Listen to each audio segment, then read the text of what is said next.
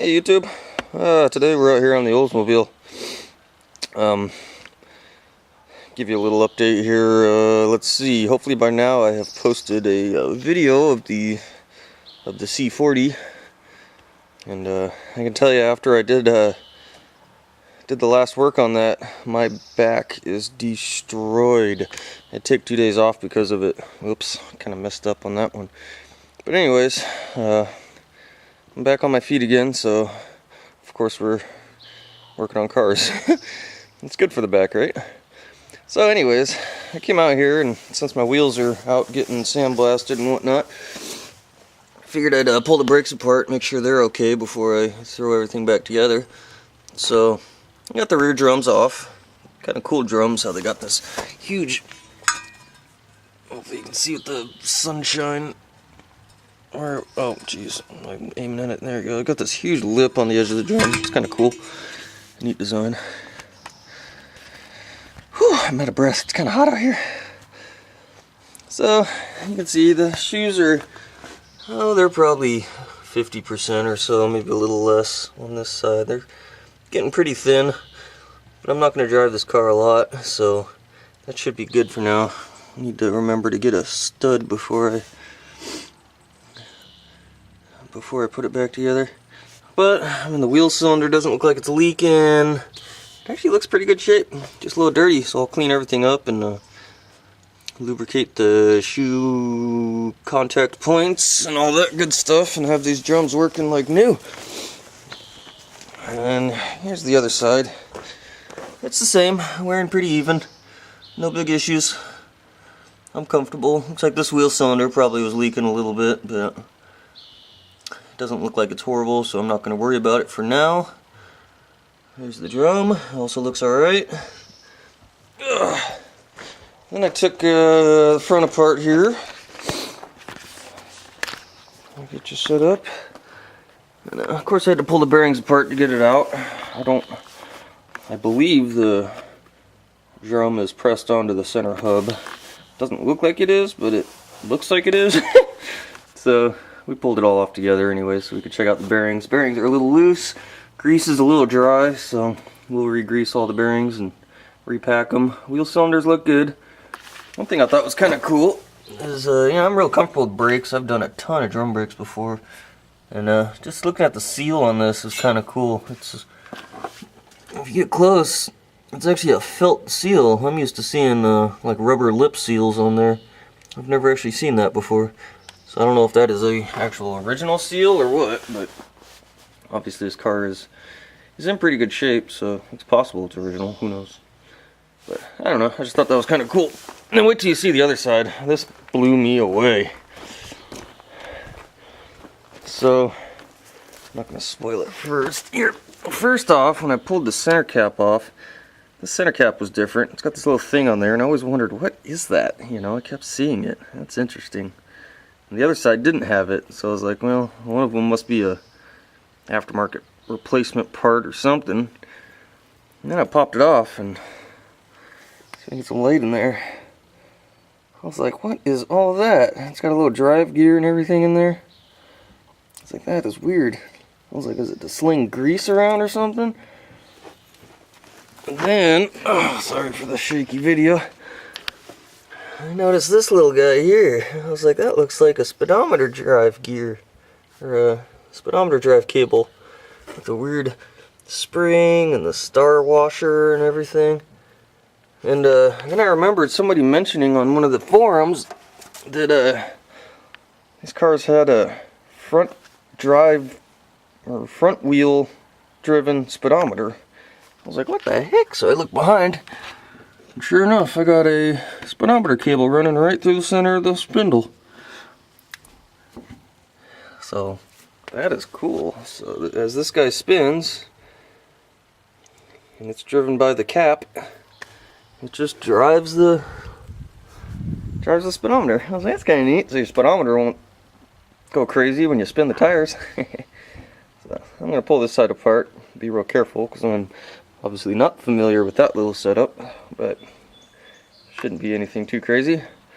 I'll get you after I get it apart. Alright, sunshine's probably all messing up the video, but here we are. Pulled the drum off. Same seal on this side. Got that cool little felt seal. I already noticed something wrong with the brakes. So I kind of noticed the shoes were kind of goofy looking on this side. Saw the part number and I was like, yeah, they've probably been replaced before. But I noticed the shoes seem like they're the same size. And I was like, it shouldn't be like that. So I was noticing the size here and how much gap was still left there. And they're the same. So then I jumped over to the other side. And lo and behold, these shoes are the long shoes on both of them. So what they did is, if you know drum brakes, the short shoe is supposed to be on the front of the setup, and the long shoe stays on the rear. So they've got them swapped. They put both the longs on one side and both the shorts on the other side, so that would make your brakes not really work all that great.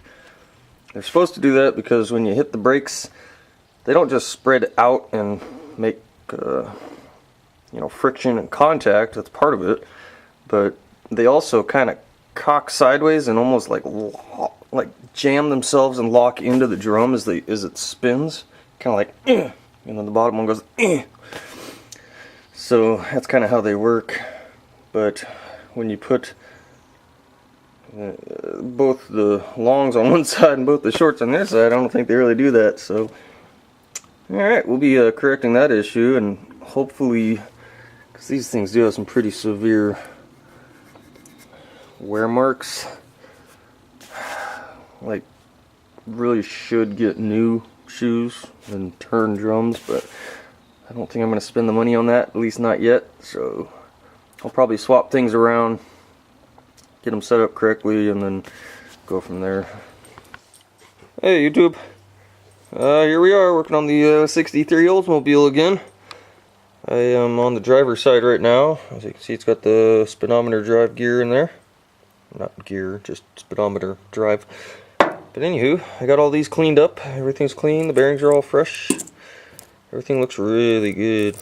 I'm glad I don't have to replace anything. And I got the drum cleaned up. All the races look good in there. Smooth, no pitting. Ran some sandpaper across the drum. It cleaned up nice. I know the other side's not going to be as nice as this side for the drum and the shoes, but looking good. And then, jeez, getting late in the evening here. I'm getting tired. Still got to clean up the spindle. You can see I had a little water in there, so it did get a little rusty in there from something. But it didn't cause any damage. I think we got to it in time. If you remember from last video, I need to switch the front shoe from this with the rear shoe on the other side, because they put both the longs on one side and both the shorts on the other side. So I do have to do some disassembly here, and then while I'm at it, I've already kind of brushed all the loose dust off, so everything looks really good on this side. Yeah, no leakage obviously. Once I pull it apart, I will lubricate all the contact points as well as the adjuster. It is. The adjuster's actually not working on this side. You see, it's not even touching the star down there, so I gotta figure out what's going on there. It might be an issue with having two different shoes in here to begin with, so we'll get there. The light's getting bad, so the video quality's going down, but I am impressed by the condition of this car. I am very convinced that it is a very low mileage car. So there's the spindle all cleaned up. She is spotless. Took the front shoe off, which I just realized is probably the wrong one. I think I needed the rear one because I think these are actually the short shoes. But anyways, when I'm cleaning this thing up, usually that's where the shoe rides. Usually there's a groove there. There's just nothing. This car is in such good condition. It's kind of almost scary how good it's in.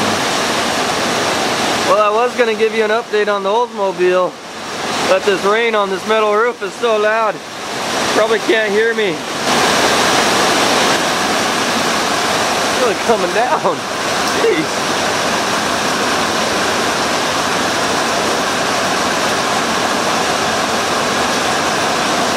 I was working on this in the evening, ran out of light and time, so this is the front end I started putting back together. You see I lubricated the little contact points and whatnot. Haven't finished doing bearings yet. Only issue I ran into is the adjuster is not contacting the star. That's how it was when I took it off. And I think it has something to do with this guy right here. This piece that's behind the spring doesn't go into the shoe like I think it's supposed to locate this. Because if it locates back there, it's where it needs to be, but when the springs go, they pull it out of place and it's just all out of whack. So I've got to figure that out. That's why I haven't finished this part yet. Both sides are the same though, which is kind of odd. Look at the rear. I was working on this one this morning. Got this one all cleaned up, lubricated and adjusted. Adjusted for slight drag. Still got to replace that one wheel stud. Let me pull this drum off real quick and show you.